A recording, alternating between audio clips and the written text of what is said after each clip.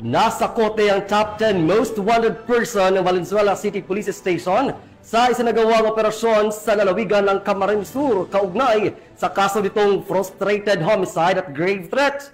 Nakatutok dyan si Patrolwoman Glazel Ann Esperanza.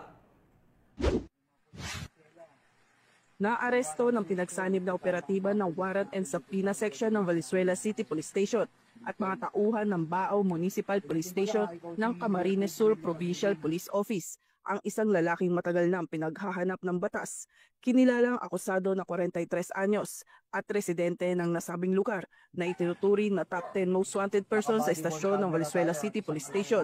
Inaresto siya sa bisa ng warrant of arrest para sa kasong frustrated homicide at grave threats na may kaugnayan sa Republic Act 7610 o ang batas na nagtatanggol sa mga karapatan ng bata.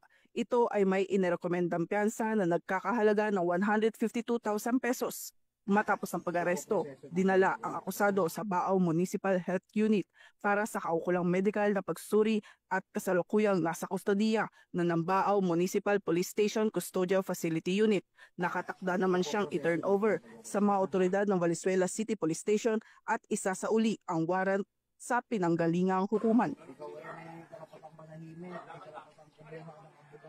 Mula rito sa Northern Police District, ako po ang inyong PNN correspondent, Patrolwoman Glazel Ann Esperanza, alagad ng batas, tagataguyod ng balitang pulis.